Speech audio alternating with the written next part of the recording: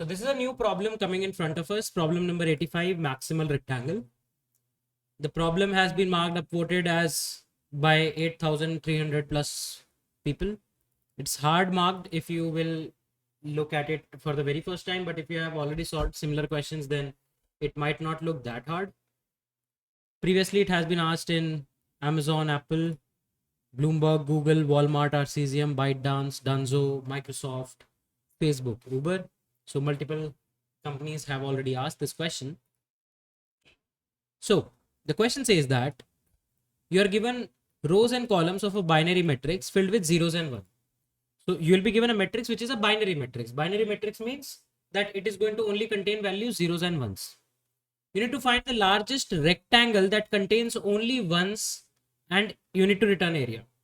So you need to contain or you need to find the value of the area of the largest possible rectangle which contains only ones. Now, if you try to figure out, like we have just solved a problem where we were trying to find the largest rectangle in a histogram. So the first instinct that you might get in your mind is, if you have to find largest rectangle, maybe histograms might help us. Okay. So let's say 1 0 1 0 0.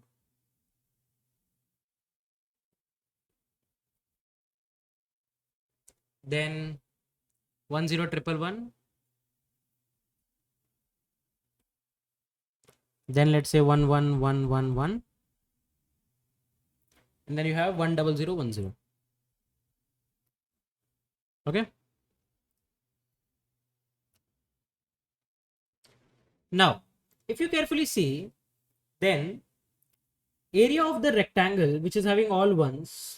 So before moving forward in the video, I would like to tell you about the brand new offering of Algocamp, which is the Lambda 5.0 course. So this is the 5th iteration of the flagship advanced backend development course with Node.js, but this time it's bigger and better. This time Algocamp has introduced a lot of new projects. The whole ecosystem is going to be more AI powered. There are projects including Lovable Clone, your own AI fitness tracker, own AI interview planner and interview prep, I would say, tool.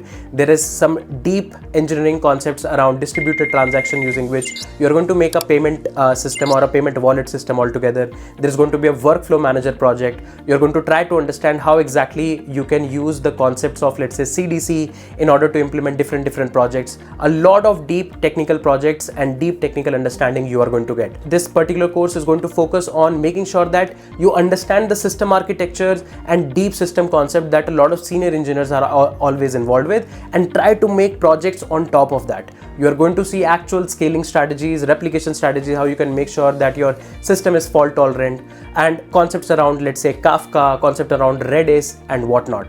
There is so many different projects that are actually added, including a WhatsApp system, something like a Netflix-like system, a Twitch-like system, a lot of AI-powered tools. We are going to actually make something like Lovable Clone and whatnot. Do check out the link in the description section below. Get the idea about all the projects that you are going to get and build. This is something that will take you from an absolutely beginner level backend developer to a very advanced level backend engineer altogether. We have received such great testimonies from the last set of batches, and people are actually loving what we have already built, but this time we have made sure that this is bigger and better. So do check out the link in the description section below and use this coupon code to get massive discounts on the current price. And now let's go back to the video. Ones is going to be contributed by just ones, of course, right? Now, if you remember the previous problem of histograms, where we were also calculating area of biggest rectangle in a histogram, if you consider each height unit as 1, let's say if this tower was of height 3, you can say that this could have contributed by 3 blocks of ones. And you can see similar blocks of ones here.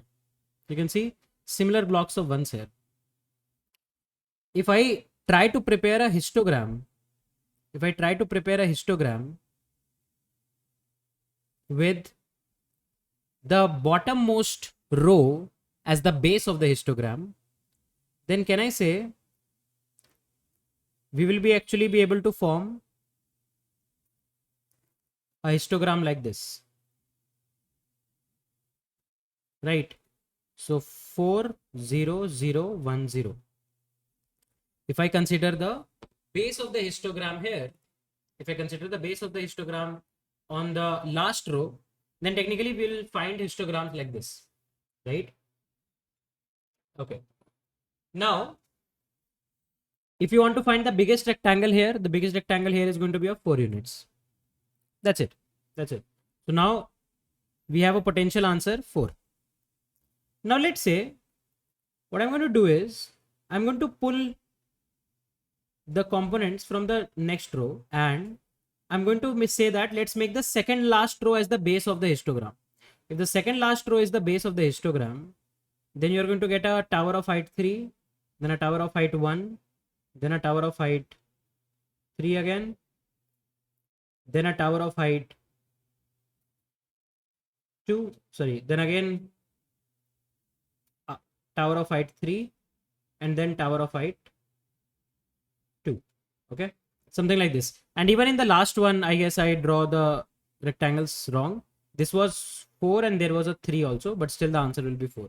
Okay, now here you can see this is what, 3 1 3 2 2.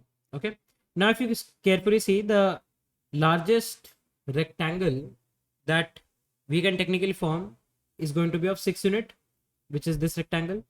So we'll update the answer to 6, right? And then we again move ahead and pull the third last row and make the third last row as the base of the histogram.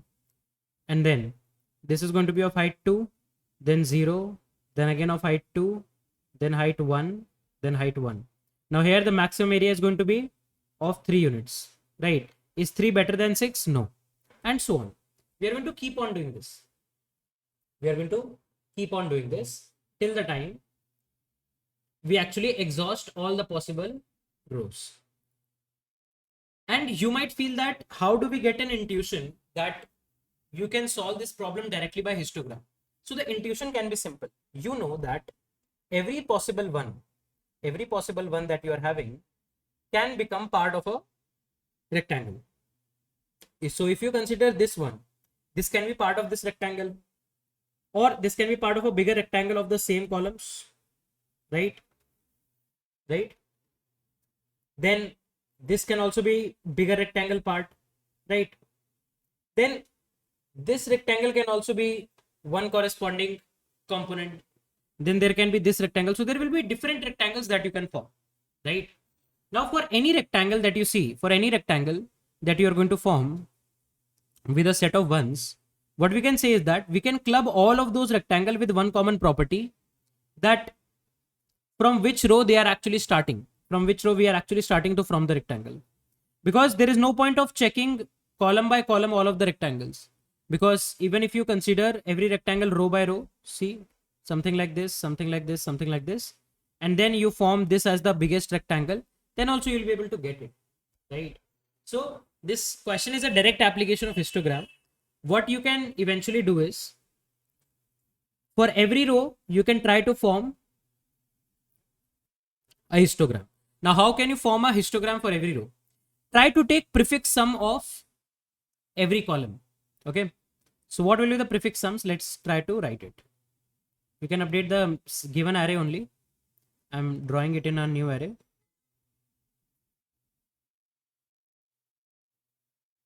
Okay, cool. Now, if you see, prefix sum is column by column going in top down fashion. 1, 2, 3, 4. So if you carefully see, when you have the row, this row as the base of the histogram, then the height of this particular column is 4. You can see. But when you have base as this, then the height is actually 3. Right? Here the height is going to be 0, 0, 1, 0.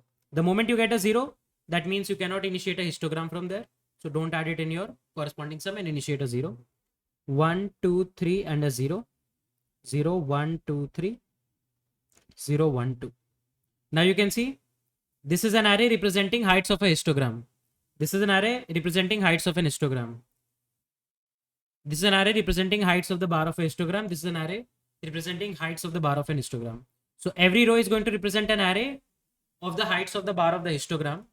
So if there are n rows, and on each row there are n rows, on each row you apply the order of n algorithm of histogram, then the time complexity of the solution is going to be order of n square, because n square time will be required to make the prefix sum, because you have to touch all of the cells, right? And then if you go to one row, you need order of n time to compute histogram of one row. Then you need order of n for the next row, and there are n such rows. So order of n square plus n square is order of n square, and the space complexity will be order of n, because you will be requiring a monotonous stack in order to compute histogram of different rows. This prefix sum array you can make in the same 2D array. So the space complexity will be order of n, and that's how you can actually just directly solve this problem using the concept of histogram.